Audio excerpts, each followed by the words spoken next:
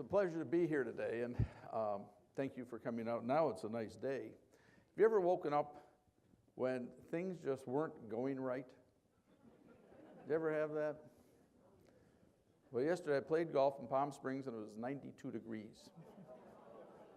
And it's warmer today. But it is nice to see you. When I woke up this morning, I had to take the 405 here.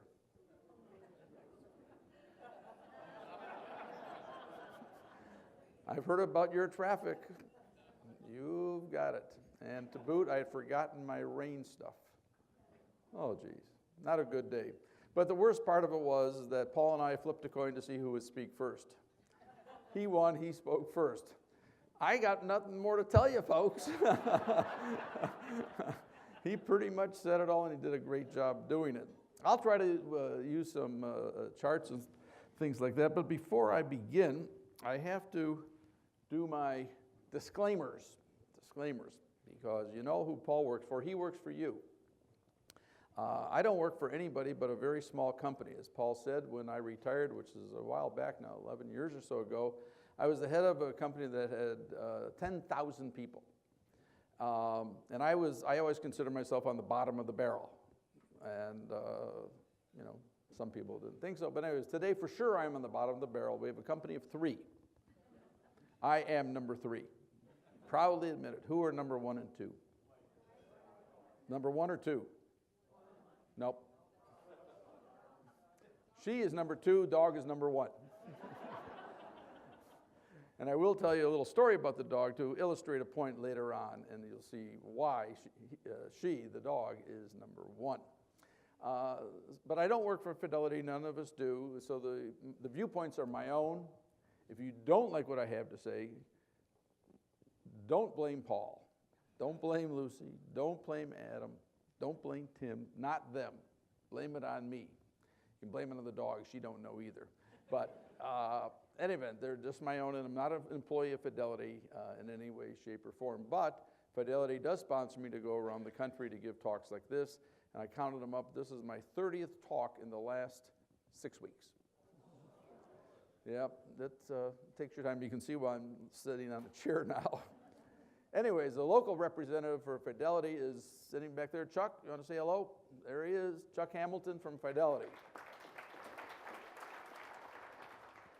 I think that's all my disclaimers. Oh, no, one more. It's hard to remember them all. I'm not a Democrat, and I'm not a Republican. That makes it very easy. Half the crowd likes me, and half the crowd doesn't like me, depending on what I say. So again, I apologize if I offend your political sensibilities. And although this is not a big political season, the next year will be. I won't talk a lot about politics, but if I do poke fun at any of your institutions, such as Congress or the president, I apologize right now. That being said, how many people here blame the Republicans for the near shutdown and near default last month? Blame the Republicans. All right, that's the Democrats in the room. How many people blame the Democrats? Yeah, that's the Republicans. Now, I know the answer to this one because in all 30 speeches, I always open with this. How many people blame both? Everybody has done that. It's unbelievable. Everybody done that. And a lot of the ladies who raised both hands, that's exactly right. So there were no winners there. There were no winners. And that goes from Minneapolis, Salt Lake, here, and points in between where I've given these different talks. So it says a lot of what's going on out there. Now, I saw Paul's excellent thing on 1 to 4. 1, you were very optimistic. 4, you were very pessimistic. Most of you were 2s and 3s, as I recall. Is that safe to say? Kind of in the middle? Let's see, the 2 was a little bit more optimistic. How many of those people in the room, the half full? Let's raise your hands. This is your optimistic.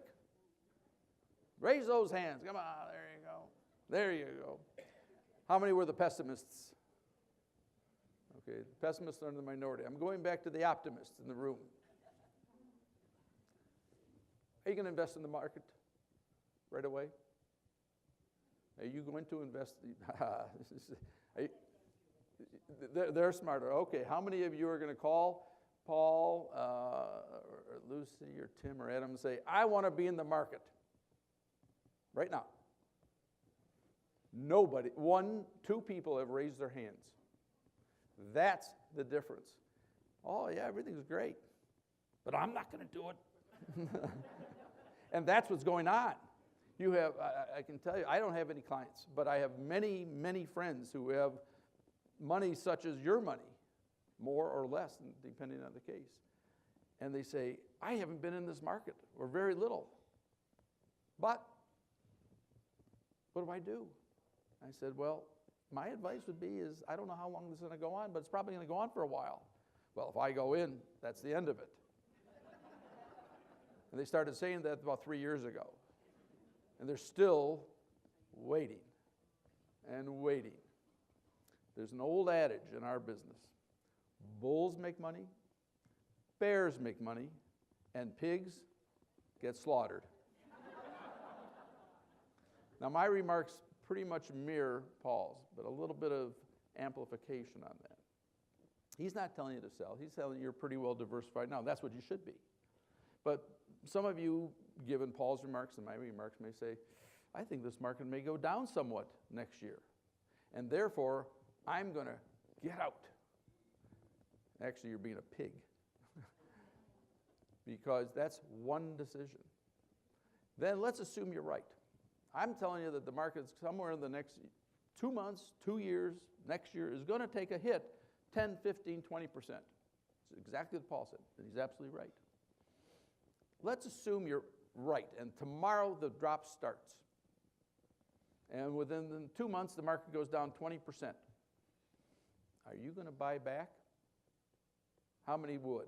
Be honest. It's gone down 20%. Ooh, it's not looking good. I trust Paul, but Miles and Paul, they said 20, but it may go more. How many would actually go back in? 3. The point is this. You made decision number 1. And my brother's the classic cases. My brother Sheldon, wonderful guy, real estate guy, really knows what he's talking about. When it comes to the market, he knows nothing. Any event, I was on the phone with him yesterday morning. I said, Sheldon, if you want to get out, that's decision number 1. You tell me when you'll get back in. That's decision number 2. I said, Sheldon, you can't be right on decision number 1, let alone 2 decisions. And he goes, yeah, you got a point there. So what do we do? I go, just stick with your guns, unless you need the money earlier. If you don't need the money, don't sit and watch the market. Just listen to what the advisors are telling you. That's the smartest thing you can do. Okay, I'm going to give you my conclusions first, because I give talks in Palm Springs. That's where Jan, my wife, and I live. And at Palm Springs, you have to give the conclusions very early on. People there are very old. I just hope they all make it through. Let them forgetting going to sleep. I just hope they make it through. Okay, first, the economy. A couple things about the economy. The stock market generally is a forerunner of what's going to happen in the economy, generally 4 to 6 months. So if the stock market's going pretty well, you can expect the economy to do pretty well. As Paul said, there are disconnects from time to time. But most of the time, if the stock market has given you 20+% return, which is very, very good, that means the economy in the following 6 months to a year will generally do pretty well. For whatever reasons, that's just the facts of life. So next year, I think it's going to be pretty good.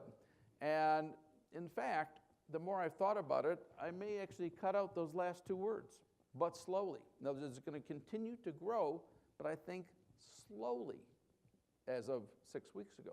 Now I'm changing my tune a little bit because a few things have happened. What happened with respect to the government shutdown? How many people think that helped? I mean, does anybody? You do. Oh, I found out who was significant and who was not. Yeah, that's very fair. Who was significant? Everybody that was not left. That was not left. People that were left in the government to run the government. Okay. Hey, good point. I do feel sorry for the people who were furloughed, because many of them live paycheck to paycheck. about the people in Congress? You know, we were lucky they were being paid. They were. They were essential. How many people think that maybe we should have just laid them off? That's right. The only problem with that is, who made them essential? We did? Did you ever vote on it? They did. Congress, it's the inmates run the asylum. That's really what it is. The inmates run the asylum. What's that? I guess we got to vote them out, but what will happen the next time with a new group? They'll do the same thing. I'm reading a book by Doris Kearns Goodwin. She's a famous historian. I just started reading it. It's about Teddy Roosevelt and William Howard Taft way back 100 years or so ago. And in the first, literally, few pages, I'm reading, I go, that's now. It was 100+ years ago. It is exactly a repeat of 100+ years ago. And now Roosevelt, he really went and tried to change a lot of things, and he did. But history has a tendency to repeat itself. It talks about Congress re-electing itself, talks about corporate money, a whole bit. Anyway, but I think it's going to continue to, because we didn't have a shutdown, but it's guesstimated that right now our economy is running at about 2%. That is substandard from the past. It normally runs, when you're running on all wheels, it's somewhere between 3 and 4%. Anything above that, when it does, it's heating up too much. But 3 to 4%, that's kind of like Goldilocks. Well, now it's running around 2%. Well, they say that's only 1%. Well, 1 out of 3 is 33%, so it's really running a heck of a lot slower than it should be.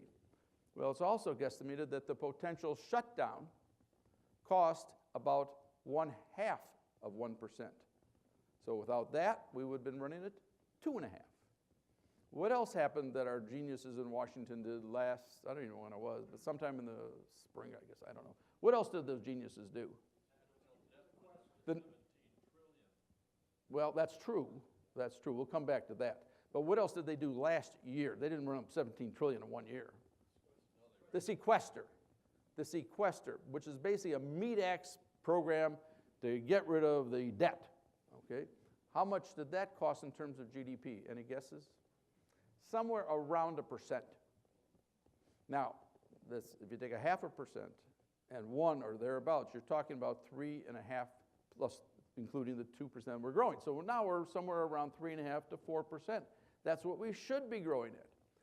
How many think there's going to be a sequester debt ceiling fight come a little over 2 months from now? That one I'm going to give you my opinion. Wrong. There will not be. There will not be. Well, too close to election. Who started the fight? They both did, but now let's take one guy, Ted Cruz. How many people have heard of Ted Cruz? How many people haven't heard of him? That's why he started it. How many of you had heard of him 4 months ago? A handful. A handful. It was not ideological. It was not really to shut down the government. Oh, that's what happened. It was not about the debt ceiling. It was getting his name out there. He's a Harvard Law graduate. I don't know if you've ever heard of a Harvard Law professor named Alan Dershowitz. Alan Dershowitz is a very, very bright guy, and he is as liberal as they come. Trust me, he is liberal. And he says that Ted Cruz is the smartest student he's ever had at Harvard. Now, Ted Cruz knew exactly what he was doing. It had nothing to do with the debt ceiling. He knew he wasn't going to shut that down, and he wasn't going to get rid of Obamacare because he had a president over here and a Senate to go over. What he was doing was to make a name for himself, and he did exactly that. He is going to run for either president or vice president of the United States, mark my words. He'll run, I'll guarantee you, in 3 years from now. And he may get there, who knows? But that's the reason he did it. Now, does he have to do that again, or somebody else have to do that again? No. He's already done it. In fact, if he does try to do it again, what will he look like? A fool. And this guy's no fool.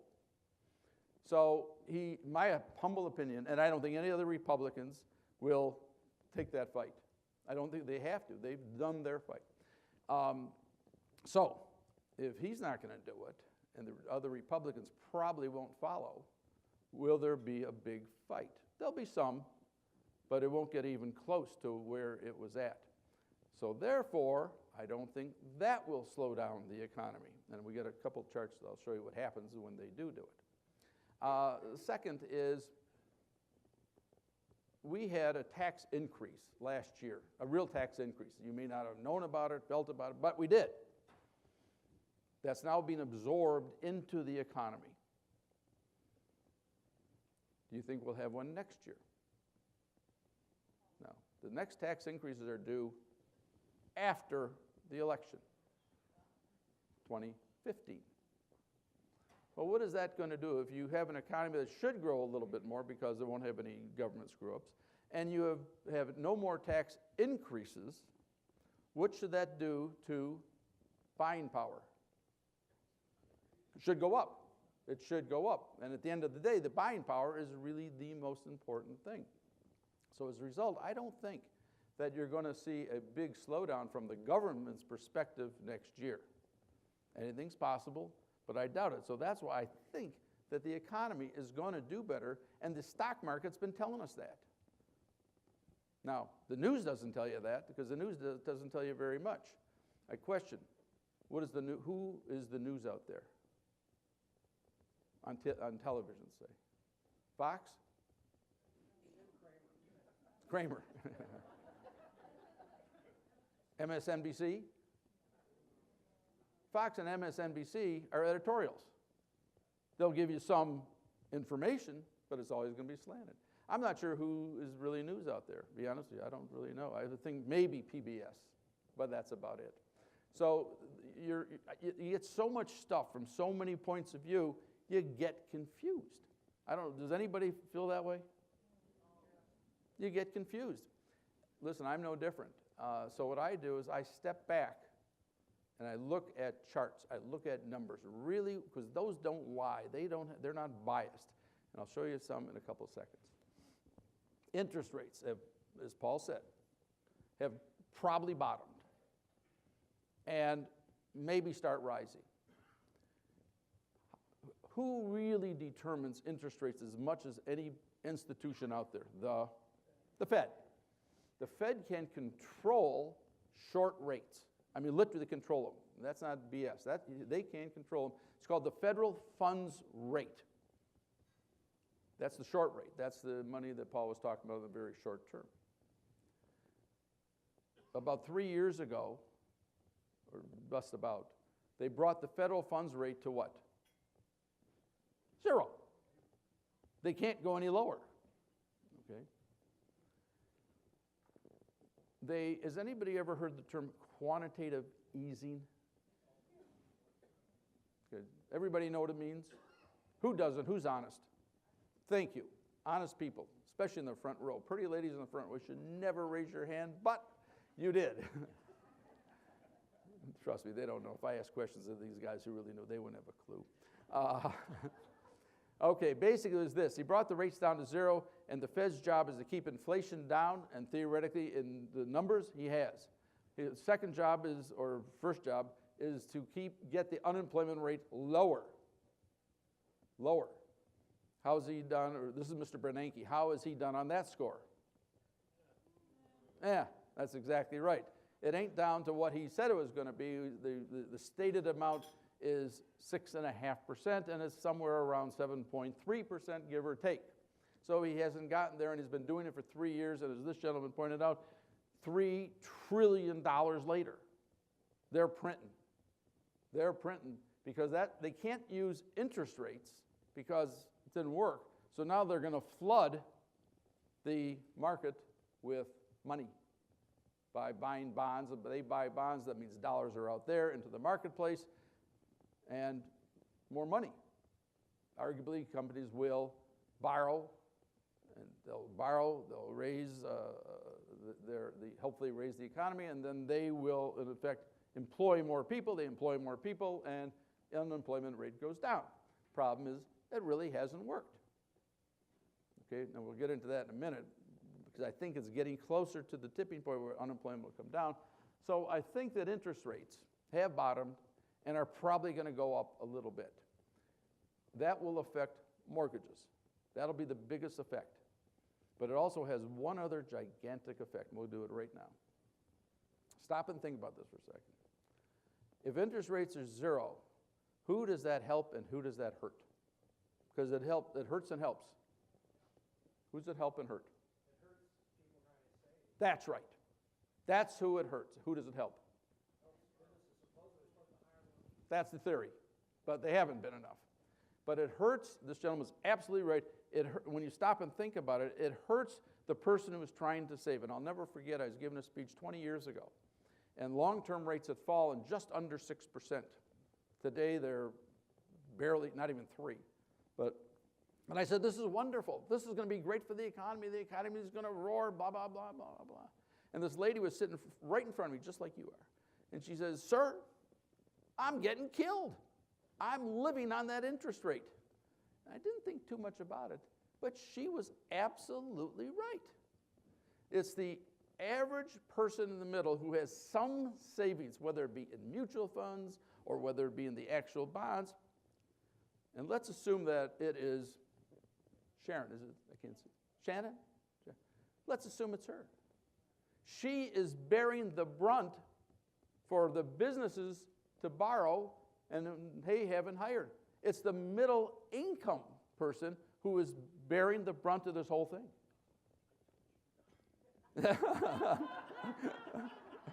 Okay, now we're going to come to her defense. Okay, and I'm going to come back to the stocks, but I think we are in the 4th or 5th inning of a long-term bull run. In every long-term bull run, there are ups and downs in between, and you may be going into one of the, you've had a couple ups, so it could go down a little bit. We'll come back to that in a little bit. Now, what drives the economy? First one is consumer sentiment. That is, I wouldn't say number one, but it's certainly close. And if you just follow that, it'll give you a pretty good clue. But you can't follow it and look at it and say, this month it went down, or this month it went up, and therefore we're going like that. You got to watch it over 2, 3, 4 months. Now, this is consumer sentiment chart over here. You can see that. That's down at the bottom of the recession. That's 08, 09 down there. See that, the blue line? Pretty bad. And when things are really bad, consumer sentiment's going to be off. And the consumer sentiment's off, what aren't people going to be doing? They're going to curtail spending. But then, as you see, it starts to go up. This is coming out of the recession, it's going up, and all of a sudden, boom, it goes down again. See that? Now, it didn't stay there. Why did it, boom, go down just like that? I can tell you it was August 9th in 2011. What happened in August 2011?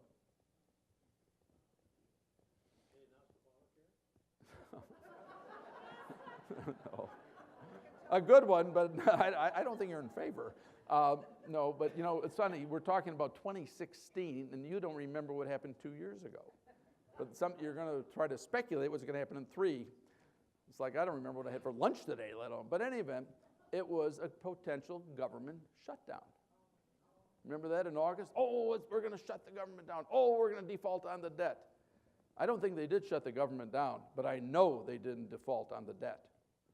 And so, but while it was happening, it scared the bejeebies out of everybody, and it went down there, and people said, uh-oh, here it goes again. We're going into another recession. We were just coming out of it. We're going back in. Well, they didn't shut it down, and what, lo and behold, happens? It starts going up. We know what happened less than a month ago in our dear people in Washington. What happened to consumer confidence for the month of October, up or down? Down. How much you want to bet it's going to be up this next month? Probably will be. If you look at the trends, several months, you can see we're in a nice uptrend. That one, we went way up, and then we kind of across. Point is, consumer confidence, consumer sentiment is a good leading indicator of really what's going to happen. But don't let 1 month fool you. So, yes, it went down this past month. It would have to go down 3 or 4 months. Now, if it keeps going up and spending goes with it, what will the Fed then start to do? It won't raise interest rates. It'll start tapering. And as Paul correctly pointed out last May, I believe it was, when Bernanke mentioned the word, just mentioned it. And all of a sudden now the speculation is, when's he going to do it? And the stock market went down with it. The speculation is December, probably not. But it could be in the first quarter. Why not? Because you have a new Fed chairman coming in, Janet Yellen. How many people have ever heard of Janet Yellen? She is probably the most eminently qualified person to head the Fed that we have had in recent memory. If she is not confirmed pretty quickly, I mean, they'll question her, they should question her, but if she is not confirmed pretty quickly on almost 100 to 0, but, very, very high majority, and if she's not confirmed, then I submit to you that we are ungovernable. Really. Nothing's going to get through of any import. Nothing. But she'll get confirmed. She won't take her office until January 31, and I don't think Bernanke is going to try to push it on her, let her make that decision. But if you have consumer confidence going up, you have spending going up, if that means you have a good Christmas, then you well get a taper starting in March, and maybe by the end of the second quarter you might get it, somewhere in there. Now, so that gets to the next slide. Spending. Because spending is what drives the economy. And those numbers just don't lie. That's when I get confused. I look at this chart. You can see that personal consumption is way up. Now, my wife has been trying, she is responsible in her mind from here to there. We could just put, you think I'm kidding. I'm not kidding you. That is her spending habits. Her mother, may she rest in peace, died last December. And remind me, I'm going to have to come back and tell her a story about her house. But anyway, and she left my wife and the kids and their sister some money. So what does she do? Should we save it? No. No, we get nothing on our money market funds. You tell me that. Therefore, we should spend it. So I said, we don't have anything to spend it on. She says, oh, yes, we do. And we meant as a family. I hurt myself in January last year, and we have a place in Montana to live during the summer, and it has stairs. She says, you've hurt yourself twice now. You ain't getting any younger. And I think we should make sure we have a downstairs bedroom. Not a bad idea. That was my mistake. Well, we're in the middle of construction, and we won't be finished until February. But that's not enough. My son, who is a bachelor, lives in Southern California, he decides that with his inheritance, he's going to buy a new place. Sell his old one, buy a new place. Bought a new place in May or June, I've forgotten now. And I said, Todd, this is wonderful. It was a 25, 30-year-old condo that had never been lived in. Honest to God, never been lived in. Some guy had put it into his estate, and they just left it empty for those many years. I said, you are the luckiest person alive. You don't have to do a thing. Not a thing. The carpeting was brand new. It had never been walked on. My wife walks in.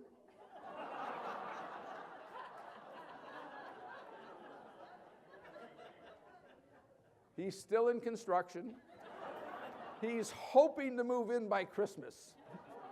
So I said, you had to listen to your mother. That wasn't enough. My daughter, she got a little bit of the inheritance too. New kitchen. What was wrong with the old one? You never cooked anyways. Well, anyways, the Gordon family is responsible for this going, So, anyway, where is she now? On her house now. I gave her a budget finally. I finally gave her a budget. She says, I can live with that. No, not that line. not that line. I said, and we negotiated. This is husband and wife negotiating over budget items. I said, well, no more pillows in the bedroom. I draw the line. And she says, I can live with that. Did she really live with it? No. What did she do? We have 5 on the bed. Still have 5. All new. That's my wife. She's trying to keep it going. Now, what's the prognosis? What's the big spending season? Christmas. How does Christmas look this year, spending-wise? There's an announcement just in the last couple days. Who is opening and when? They made a big splash about it. Walmart is opening on 6 on, not Christmas Day, Thanksgiving Day. They're trying to jump the gun. They're trying to tell you that they think it's going to be a slower hiring season. It is 5 days shorter than last year. And this year, for the Jewish people, myself included, Hanukkah and Thanksgiving coincide. You know when the next time it coincides? 70,000 years from now. My wife says, I won't be around. I don't care. She says, I can't worry about those kids down the way. So in any event, this year the Christmas season looks just fair. And that's telling you maybe a little bit of a slowdown. But what's going to happen come first of the year with respect to taxes? There's 2 taxes. One is a real tax from the government. It's actually going to go down a little bit, or at least not go up as we had earlier. But there's another tax that's out there. It's an insidious tax. What is it? You all pay it. That's it. The gas tax and just the gasoline. Now, you guys are lucky right now. I've seen gas as low as $3.09, $2.99. And what was it a year ago? No, I know it, but what was it a year ago? It was almost 4. It was about a 25% drop, and that is considered to be going down, and that is a tax cut because everybody pays it, especially who? The middle class. And the middle class are who you have to get going. So you have a tax cut coming from that way. They won't really start to feel it until after the first of the year. But my bet is that you're going to have the middle class really start to move. The economy will get better. Unemployment will start to drop. But if you get enough of that, if I'm right, if you get enough of that, somewhere in that first quarter, probably the second quarter, but somewhere in there, Janet Yellen is going to say, what about this tapering? Now, she is known as a dove, and she's also known to really call the big picture. She's probably done it better than anybody else. My bet is that she is going to start to taper, not raise rates. You won't see raising rates for many prognosticators are saying now for years, talking about the official rate. So short rates will stay low. But as soon as she starts to taper, what will happen to long rates? They'll start to go up.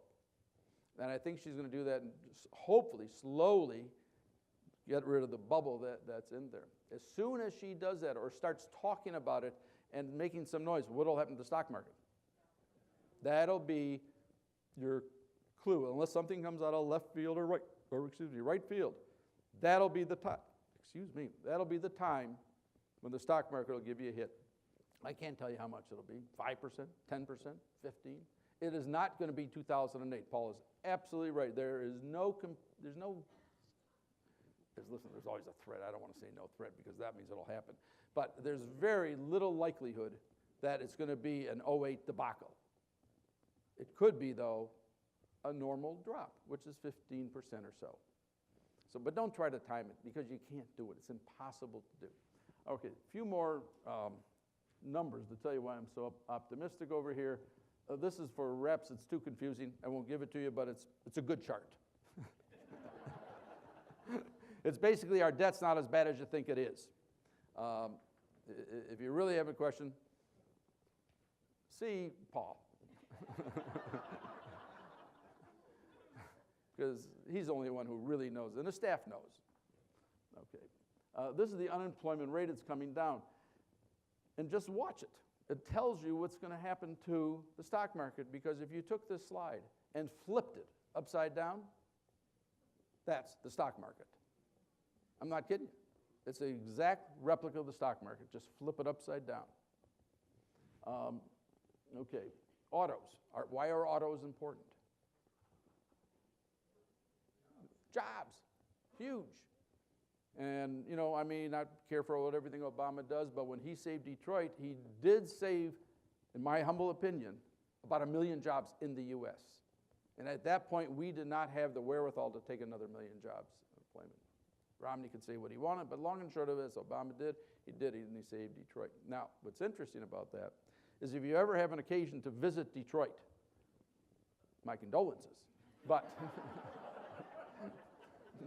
but if you are there and you're a history buff, it is the Henry Ford, there's the whole complex there, is the greatest historical museum in the United States.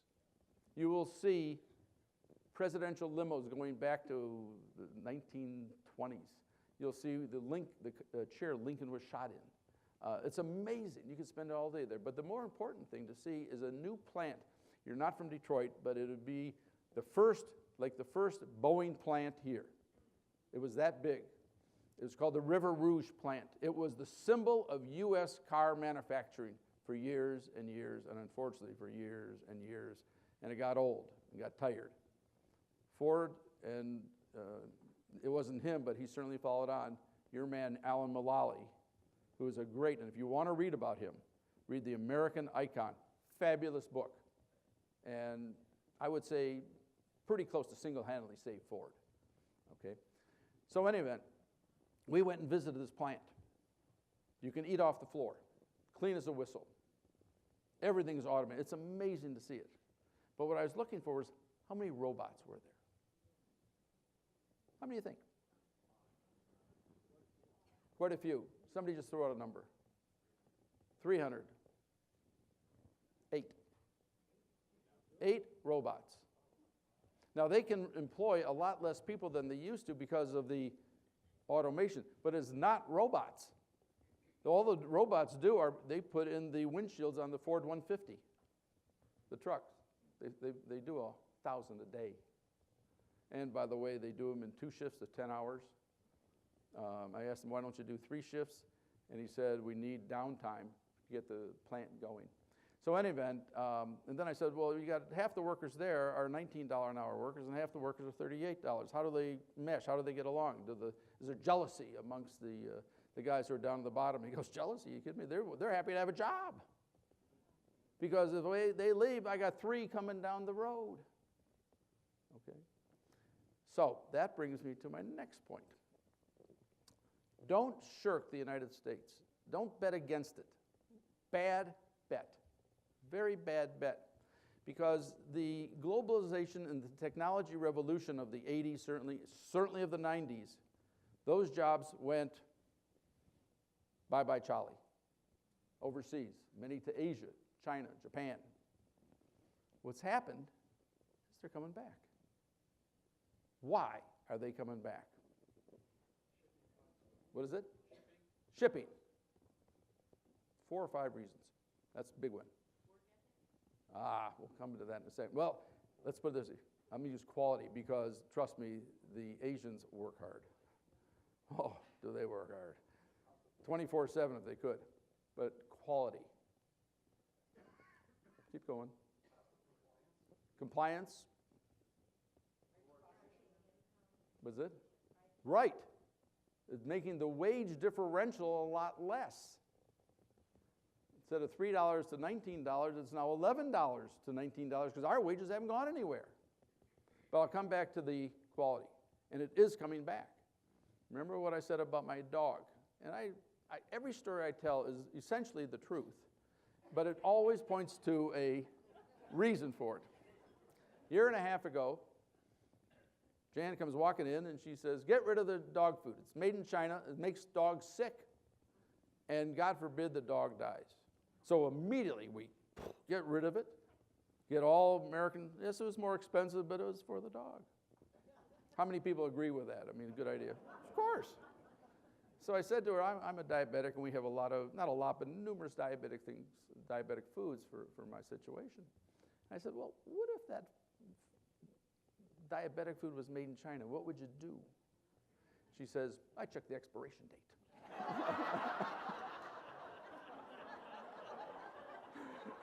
Now you see why I'm number 3. I'm lucky to be on board.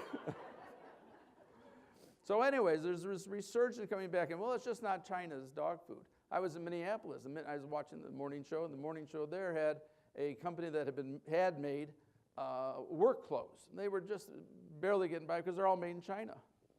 Well, not anymore, because the reasons we just said, they're now coming back to Minneapolis. The only problem is, what is their problem? Nobody to do it. So what are they doing? They're going to the ranks of the unemployed, and they say, come on in and start sewing. We'll teach you how to do it. And I said, well, that's 2 instances. The next day, textiles in North Carolina. I go, that's it. Textiles in North Carolina has nothing to do with quality. Why are they coming back to North Carolina? Because it was cheaper. So there's the trend that shifted jobs overseas is now starting to come back. And that bodes very well for us. Yes, sir. The slope that Paul was talking about caused somewhat by investments from Europe. Yeah. I just wonder if you could relate that to gold. In bad times, gold becomes valuable. Sometimes. There's bad times in Europe. Getting better. We're investing here. We can print money to make things better. They can't print money. No, you're right. They can't. That's the problem with the euro is like our Articles of Confederation. Basically, they can't. But the thing that they're hopefully going to do, and at least threaten to do, is that they would back the ECB with Germany backing it, the bonds of the poor sisters of the South. That's why many of the countries in Europe are doing better. And I can tell you the single best investment you could have made 3 years ago, there's certain stocks that have done better, but I'm talking about in a broad asset category, Greek bonds. They never defaulted. Made 30% a year. So anyway, I've got to wrap up. We can talk about it afterwards. Okay, so anyways, auto sales are very good, but look at it. They're just back to a trend line. They're just back to it. And autos are a very important part of the economy. Lastly, housing. As you can look at the red, which is total starts, everything, where we are now is at the bottom of the last 30, 40 years. And the single family units, the blue line, is way below. What does that have to look for in housing prices? Going up. And what will that do to construction and hiring? More jobs. So what I'm looking for is not the slow economy, because as I started looking at all this, I go, the fundamentals are pretty good. It's that there is a disconnect, as Paul said. But I think that disconnect is going to translate into a better economy, but the stock market may not be same as the last 2-3 years. So anyway, I'm getting the hook. Thanks for coming out, and look forward to seeing you again. Have a good holiday season. Thanks a lot.